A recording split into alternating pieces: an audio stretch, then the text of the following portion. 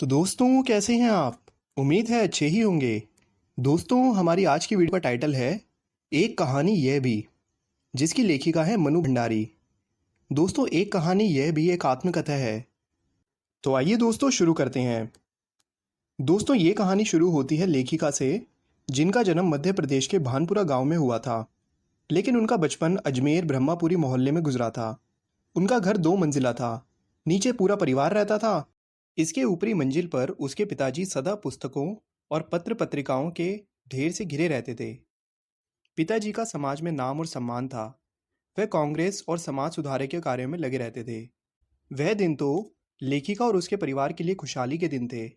इसीलिए दरिया दिल्ली से 8-8 10-10 विद्यार्थियों को घर पर उसके पिताजी रखकर पढ़ाते थे। लेखिका के पिताजी बहुत कोमल व संवेदनशील व्यक्ति थे, लेकिन साथ साथ क्रोधी और अहंकारी भी थे। उनके परिवार को एक बहुत बड़ा आर्थिक झटका पहुंचा था, जिसकी वजह से लेखिका के पिताजी इंदौर छोड़कर अजमेर आ गए। वहां उन्होंने अंग्रेजी हिंदी कोश के अधूरे काम को पूरा किया, लेकिन इससे उन्हें मान सम्मान तो मिला, लेकिन पैसा नहीं मिला। इसीलिए लेखिका और उसकी फैमिली की आर्थिक परेशानी बढ़ती गई। इसके अलावा लेखिका के पिता की नवाबी आदतें, अधूरी इच्छाएं और महत्वहीन होते जाने से उनका क्रोध भी बढ़ता चला गया। उनके अपनों द्वारा किए गए विश्वासघात ने उन्हें बहुत शक्की बना दिया। कभी कभी इसका दंड बच्चों को भी भुगतना पड़ता था। बचपन में लेखिका काफ़ी ज़्यादा पतली, काली और दुबली थी। उससे 2 साल बड़ी बहन खूब गोरी और स्वस्थ थी। लेखिका पर अपने पिता का पूरा प्रभाव था। उसे अपने व्यवहार में कहीं ना कहीं अपने पिता का व्यवहार दिखाई देता था। दोनों के विचार सदैव आपस में टकराते रहे थे। समय मनुष्य को अवश्य बदल देता है, लेकिन कुछ जड़ें इतनी गहरी होती हैं कि वे अपने स्थान से नहीं हिलती। पिता से विपरीत स्वभाव की लेखिका की माँ थी। वह हर समय सबकी सेवा में तैयार रहती थी। पिताजी की हर कमजोरी माँ पर निकलती थी। वह हर बात को अपना कर्तव्य मानकर पूरा करती थी। लेखिका की माँ बहुत ही धैर्यशाली थी। वह पति की हर जाति और बच्चों की हर इच्छा को अपना भाग्य समझती थी। उन्होंने जिंदगी भर त्याग किया, इसीलिए सब भाई बहनों का लगाव उनकी तरफ था। लेकिन वह त्याग लेखिका के लिए कभी आदर्श न बन सका। लेखिका 5 भाई बहनों में सबसे छोटी थी।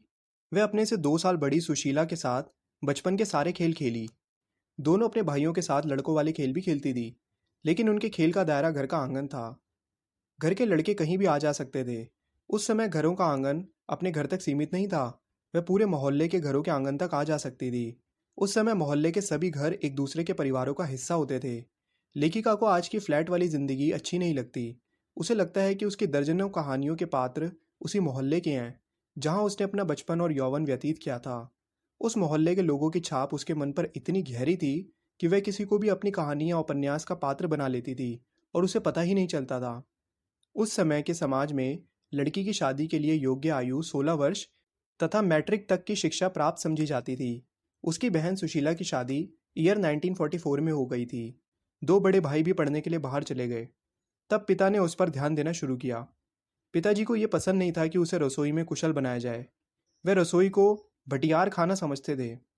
उनके अनुसार रसोई में रहने से इंसान की प्रतिभा और क्षमता नष्ट हो जाती है। इसीलिए वे लेखिका को राजनीतिक बहसों में शामिल करते थे। उनके घर आए दिन राजनीतिक पार्टियों के जमावड़े होते थे। उस समय देश में घट भी बहुत कुछ रहा था। चारों तरफ आज़ादी की लहर दौड़ रही थी। लेखिका की आयु काफ़ी कम थी, फिर भी उसे क्रांतिकारियों और देशभक्तों शहीदों की कुर्बानियाँ रोमांचित कर देती थी। 10वीं कक्षा तक तो लेखिका को जो भी साहित्य मिलता उसे पढ़ लेती थी, परंतु जैसे ही 10वीं पास करके कॉलेज में फर्स्ट ईयर में गई, वहाँ हिंदी की अध्यापिका शीला अग्रवाल ने उसका वास्तविक रूप में साहित्य से परिचय करवाया। वह समय उसके लिए किताबें चुनती और उसे पढ़ने को देती थी। लेखिका ने उस समय के सभी बड़े बड़े लेखकों के साहित्य को पढ़कर समझना आरंभ कर दिया था।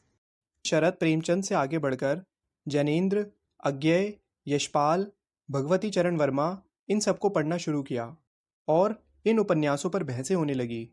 लेखिका को जैनेन्द्र के छोटे छोटे सरल वाक्यों वाली शैली अच्छी लगी। अध्यापिका शीला अग्रवाल की संगति ने उसका परिचय मात्र साहित्य से नहीं, बल्कि अपने घर से बाहर की दुनिया से भी करवाया। लेखिका ने स्वतंत्रता आंदोलन में भी सहभागिता निभाई। सब और प्रभात फेरियां, जलसे, जुलूस, हड़तालें, भाषण आदि चल रहे थे। उस समय सन 1946 से 1947 में देश का वातावरण इस प्रकार था कि कोई भी व्यक्ति अपने घर में चुप रहकर नहीं बैठ सकता था। अध्यापक शीला अग्रवाल की बातों ने उसकी रगों में जोश भर दिया था। वह देश की स्वतंत्रता के लिए लड़कों के साथ कदम से कदम मिलाकर चलने लगी। लेकिन उसके पिताजी को ये बातें अच्छी नहीं लगती थी। पिताजी से टक्कर लेने का सिलसिला भी अब लेखिका का शुरू हो गया था। हालात ये हुए कि एक बवंडर शहर में मचा हुआ था और एक घर में। एक बार पिताजी को कॉलेज के प्रिंसिपल ने बुलाया। उन्होंने पूछा कि क्यों ना लेखिका की गतिविधियों के कारण उस पर अनुशासनात्मक कार्रवाई की जाए। ये सुनते ही लेखिका के पिता आग बबूला हो गए। गुस्से में भुननाते हुए वो कॉलेज गए। वापस आए तो लेखिका डर के मारे पड़ोस में छिपकर बैठ गई। सोचा पिताजी का गुबार निकल जाए तब घर जाया जाए। लेकिन माँ ने आकर बताया कि पिताजी तो बड़े खुश हैं। उनके चेहरे पर गर्व के भाव थे। उन्हें पता चला था कि कॉलेज की सारी लड़कियां उसी की मुट्ठी में हैं। इसके अलावा प्रिंसिपल के लिए कॉलेज चलाना भी मुश्किल हो रहा है। पिताजी ने बड़े गर्व से कहा, यह आंदोलन तो पूरे देश की पुकार है, इसे कोई नहीं रोक सकता। लेखिका ये देखकर बड़ी हैरान थी। उन्हें ना अपनी आंखों पर विश्वास हो रहा था ना अपने कानों पर यह हकीकत थी। उन दिनों आज़ाद हिंद फौज के मुकदमों के कारण देश भर में हड़तालें चल रही थी। सभी स्कूल कॉलेजों में हड़ताल चल रही थी। सारा युवा वर्ग अजमेर मुख्य बाजार के चौराहे पर एकत्रित हुआ। वहां सभी ने अपने विचार रखे। लेखिका ने भी अपने विचार उपस्थित भीड़ के सामने रखे। उसके विचार सुनकर उसके पिताजी के मित्र ने आकर पिताजी को उसके बारे में उल्टी सीधी बातें कह दी। आपकी आज़ादी के चलते कैसे कैसे लड़कों के बीच हुड़दंग मचाती फिरती है, ये लड़कियों को शोभा नहीं देता। बस इतना सुनते ही पिताजी फिर से क्रोध से भनभना उठे। उन्होंने लेखिका का घर से बाहर निकलना बंद करने की चेतावनी दे डाली। दरअसल पिताजी को अपनी प्रतिष्ठा का बहुत ख्याल था। परंतु उस दिन शहर के एक सम्मानित डॉक्टर अंबालाल जी उनके पास आ बैठे। उन्होंने लेखिका को देखते ही प्रशंसा की। वो ये बोले, मैं तो चैपड़ पर तुम्हारा भाषण सुनकर ही भंडारी जी को बधाई देने चला आया। मुझे तुम पर गर्व है बेटी। वह उसके पिताजी से बोले कि उन्होंने मन्नू का भाषण सुना है और आपने मन्नू का भाषण ना सुनकर अच्छा नहीं किया। मन्नू ने बड़ा ही अच्छा और जोरदार भाषण दिया था। पिताजी ये सब सुनकर बहुत खुश हुए और बेटी की प्रशंसा सुनकर पिताजी का क्रोध धीरे धीरे गर्व में बदल गया। वास्तव में लेखिका के पिताजी थोड़े से कंफ्यूज थे। वो लेखिका को विशिष्ट भी बनाना चाहते थे और उनको अपनी सामाजिक छवि के बारे में भी ध्यान रखना पड़ता था। लेकिन ये दोनों बातें कभी भी एक साथ नहीं निभ पाई। ईयर 1947 में शीला अग्रवाल को लड़कियों को भड़काने और अनुशासन बिगाड़ने के आरोप में कॉलेज से नोटिस दे दिया गया। जुलाई में 3rd ईयर की कक्षाएं बंद करके लेखिका और उसकी 2 साथिनों को भी निकाल दिया गया। लेकिन लेखिका ने बाहर रहकर भी वह हुड़दंग मचाया कि कॉलेज को अगस्त में 3rd ईयर फिर से खोलना पड़ा। तभी देश को इससे भी बड़ी खुशी मिली। भारत आज़ाद हो गया और लेखिका की सफलता उस सफलता में समाहित हो गई। तो दोस्तों, यहाँ पर इस वीडियो का एक्सप्लेनेशन ख़त्म हो जाता है। उम्मीद है दोस्तों आपको इस वीडियो का एक्सप्लेनेशन समझ में आ गया होगा। आपसे मिलेंगे अगली वीडियो में। तब तक के लिए देखते रहिए खेल खेल में ज्ञान।